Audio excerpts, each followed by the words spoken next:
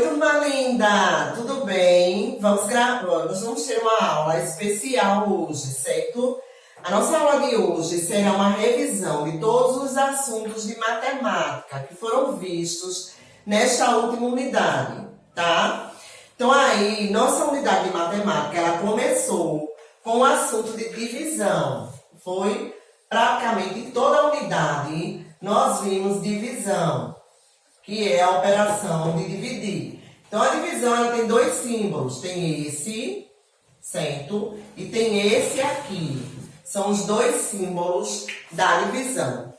A gente começou com ideias de divisão, né? Nas ideias de divisão, eu falei para vocês que, por exemplo, eu tenho 10 bolas.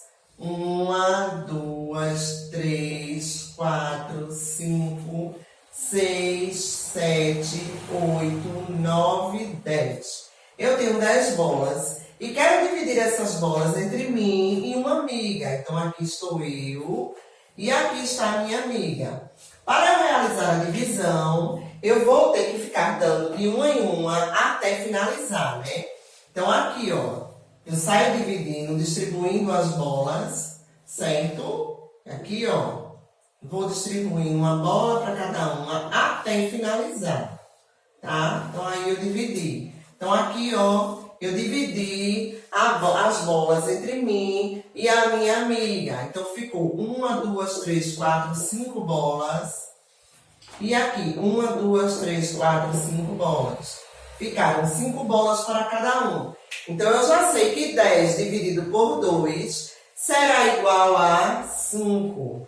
Eu também falei para vocês que a divisão ela é o inverso da multiplicação. Então, quando eu divido, se eu inverter e multiplicar, eu vou ter o mesmo resultado. Como assim, tia? Olha só. A gente fez 10 dividido por 2 igual a 5. Não foi? A gente não viu aqui que já é igual a 5. Se eu pegar esse 5 e multiplicar por 2, 5 vezes 2 será igual a 10. Então, a divisão ela é o inverso da multiplicação. Quando eu divido, que pego o meu resultado, se eu multiplicar por esse número que está dividindo, eu vou ter o mesmo total que eu tinha para dividir. Então, é por isso que a gente diz que a divisão é o inverso da multiplicação. Vamos lá. A gente falou sobre divisão exata. O que é uma divisão exata? Uma divisão exata é aquela que não sobra resto ou diferença. Por exemplo, eu tenho aqui, ó, 42 dividido por 2, tá? Então, eu vou dividir por partes. 4 dividido por 2. Se eu tenho 4 coisas e divido para 2 pessoas, eu tenho que me lembrar da multiplicação da conta de multiplicação, né? 2 vezes 1, 2. 2 vezes 2, 4. Então, aqui, ó, 2. 2 vezes 2, 4. Né? Aí, ó, 4 menos 4, 0. Então, eu vou dividir esse 2 agora. 2 dividido por 2. Se eu tenho 2 coisas, eu vou dividir para 2 pessoas, vai dar 1 para cada uma, né? 1 vezes 2, 2. Aí, vou botar o 2 aqui, ó. Vou de novo subtrair. 2 menos 2, 0. Então, aqui, essa minha divisão foi exata. Por quê? Porque não teve resto ou diferença. Lembrando que esse número que fica aqui é o meu dividendo. São as partes da divisão, né? O meu dividendo. Este aqui é o meu divisor. Certo? Este aqui, o meu quociente. E esse aqui, o meu resto ou diferença. Resto ou diferença. Tia, quando é que a divisão, a gente diz que a divisão é não exata. A divisão é não exata quando ela sobra, quando existe um resto ou a diferença diferente de 0. seja, o resto e a diferença não é igual a zero. É diferente de zero, tá? Então, olha só. Vamos agora dividir 43 dividido por 2. Então, vamos de novo separar. Comece pelo 4. 4 dividido por 2, a gente já sabe que é 2. Por quê? Porque 2 vezes 2 é igual a 4. Então, aqui, ó, eu vou subtrair 4 menos 4 igual a 0. Eu vou agora descer esse 3 para dividir. Eu tenho 3 e quero dividir por 2. Se eu pegar a minha conta de multiplicação e eu fizer 2 vezes 1, 2. 2 vezes 2, 4. Então, aí eu já passei do número que eu quero dividir. Então, eu vou ter que colocar aqui o 1. 2 vezes 1, 2. Então, o 2 vem para cá, ó. E agora eu vou subtrair. 3 menos 2 é igual a 1. Então, esse 1, eu não consigo mais dividir por 2. Então, esse 1 aqui será o meu resto ou diferença. Então, nesse caso, eu direi que essa divisão é não exata. Por quê? Porque o meu resto ou diferença foi diferente de zero. Ou seja, o meu resto ou diferença foi maior do que zero. Ele pode ser 1, 2, 3, 4, depende do valor que eu estou dividindo, tá? Então, toda vez que existe a sobra do resto ou da diferença, eu digo que a minha divisão é não exata. Divisão exata quando não há resto ou diferença, ou seja, igual a zero. E divisão não exata quando há o resto ou a diferença diferente de zero, ou seja, maior do que zero, tá? Aí eu digo que a divisão é não exata. Um outro tipo de divisão que a gente viu também foi a divisão,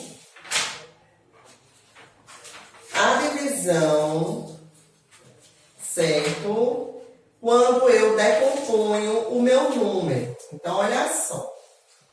Eu agora vou dividir 663, certo? Minha continha será 663 dividido por 3. Então, aqui eu vou pegar decompondo agora. Esse aqui é centena, né? Aqui é centena, aqui é dezena e aqui é unidade. Não é isso? Na escala. Então, eu vou começar pela minha centena. 600 mais 60, que é a minha dezena, mais 3, que é a minha unidade, dividido por 3. Eu vou realizar a divisão decompondo o número. Vamos começar pela centena. 6 dividido por 3. Vai dar quanto? 2. Por quê? Porque 2 vezes 3 é igual a 6. Não é isso? E aqui, ó, 6 menos 6, 0. Aqui é 0, não conta mais. Então, aqui, agora, vamos para dezena. Novamente, 6 dividido por 3, 2. 2 vezes 3, 6, não é? Aí, vou botar aqui, ó, 6. Vou botar aqui. Aí, aqui, ó, subtrai novamente. 6 menos 6, 0. Esse 0 não vai contar, certo? E agora eu vou para a minha unidade. 3 dividido por 3 vai dar 1, né? 1 vezes 3, 3. Então, vou botar aqui, ó. E vou de novo subtrair. 3 aqui, certo? E vou subtrair. 3 menos 3, 0. Então, aí, eu realizei a minha divisão decompondo o meu número. Era a mesma coisa que eu tivesse feito assim, ó. 663 dividido por 3. Aqui vai dar 2. 2 vezes 3, 6 para 6, 0. Baixo esse 6. Vai dar 2 novamente. 2 vezes 3, 6. Menos 6, 0. Vou baixar o 3. E aqui vai dar 1. 1 vezes 3, 3. Subtraio 0. Então, a mesma continha. A diferença é que aqui eu decompus o número. Eu fiz a decomposição do número e realizei a divisão. Foi outra etapa da divisão que nós vimos, não é, na nossa unidade, falando a respeito de divisão. Foram divisão com números até 999, ou seja, realizados com centena, tá? E fazendo a decomposição deste número. E aí a gente viu essa questão também nas aulas que tivemos sobre divisão, tá? E agora nós vamos relembrar as noções de probabilidade.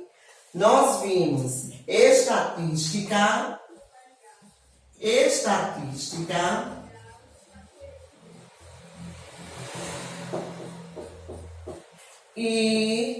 probabilidade. Não é?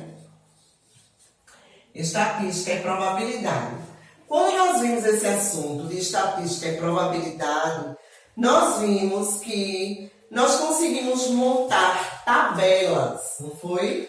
Tabelas. Mas o que é uma tabela, tia? Nós conseguimos montar uma tabela. Então, vamos dizer que aqui eu tenho essa minha tabela, tá?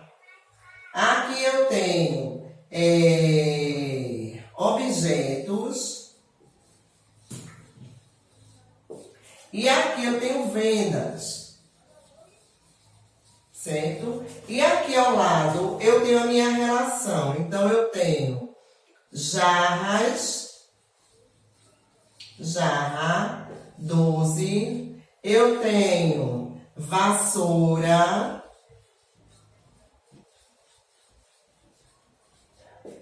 5, eu tenho balde, 9, eu tenho tesoura, 5, e eu tenho pá de lixo, tá? Eu tenho 10. Então, eu vou montar a minha tabela. Vou colocar aqui, ó, objeto, jarra, certo? Quantas vendas? 12. Vassoura.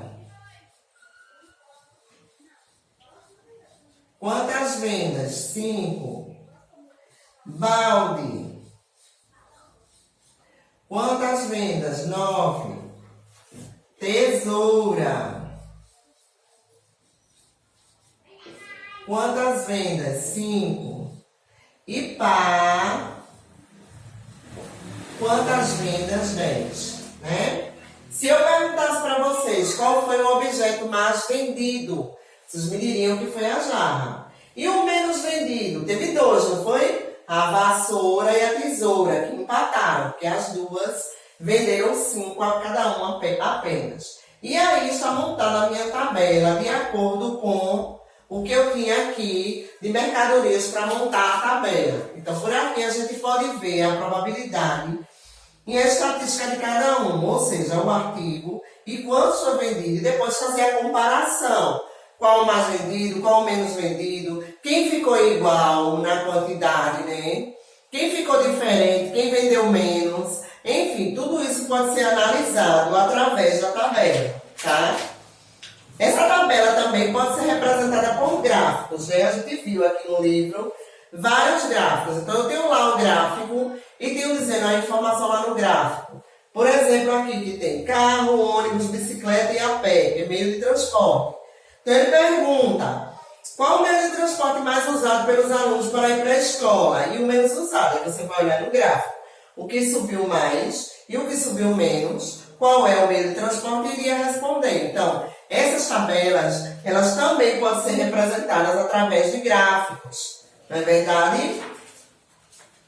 A gente gente viu essa questão de estatística e probabilidade. Nós vimos também na questão da estatística e da probabilidade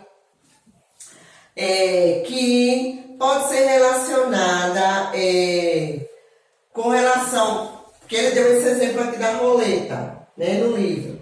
Ele colocou a roleta e ele mostrou que tinha cobra, peixe, pássaro e tigre. Quantas vezes a roleta teria a possibilidade de girar, não é, para que caísse na cobra? Aí você ia ver.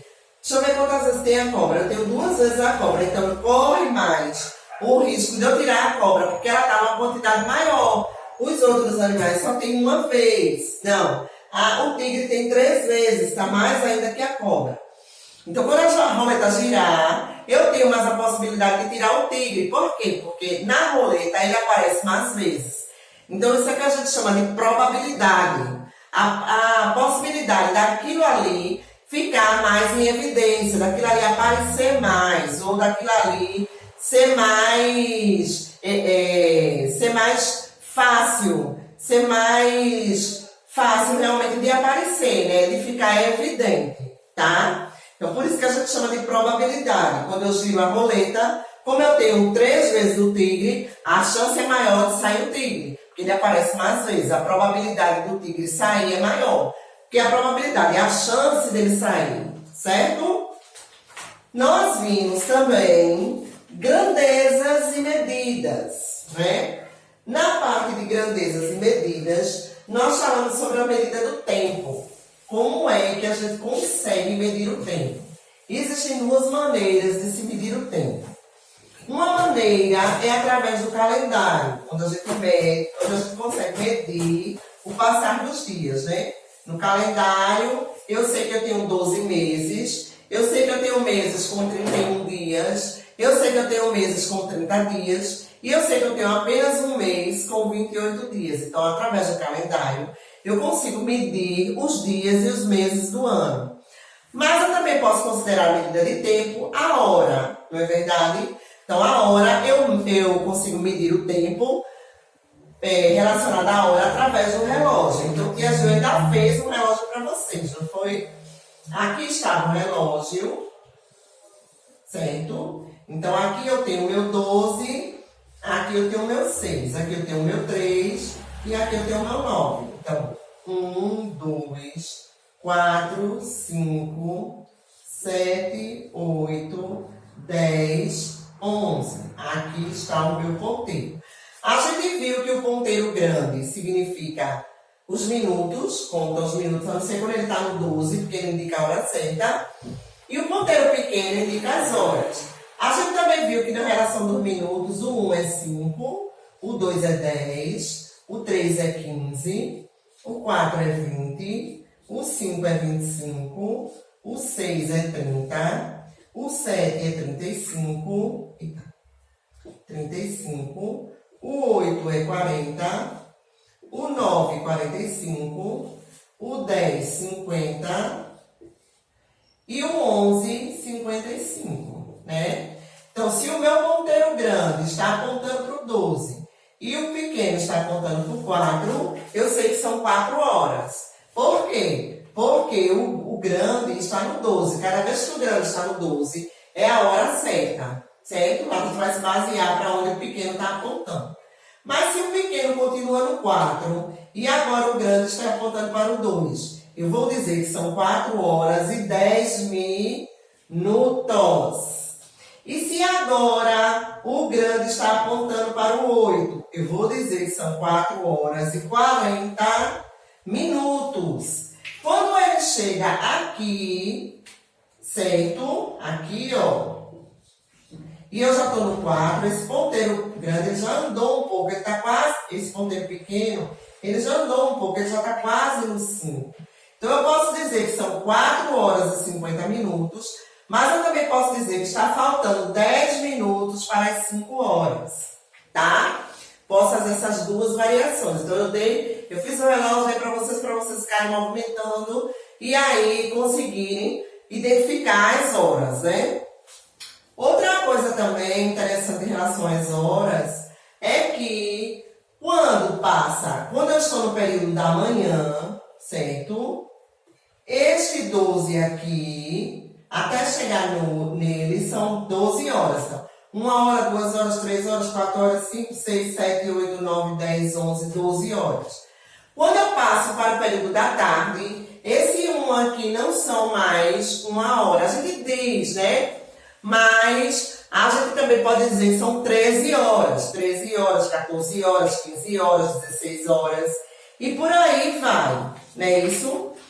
A gente também viu a medida de capacidade, que é a quantidade que cabe em cada recipiente. Então, na medida de capacidade, eu vejo que eu tenho uma garrafa e um balde. No balde eu sei que vai caber mais, porque ela tem uma capacidade maior. Ele tem uma capacidade maior. E a garrafa cabe menos, porque a capacidade dela é menor. Então, eu meço a minha capacidade através de litro.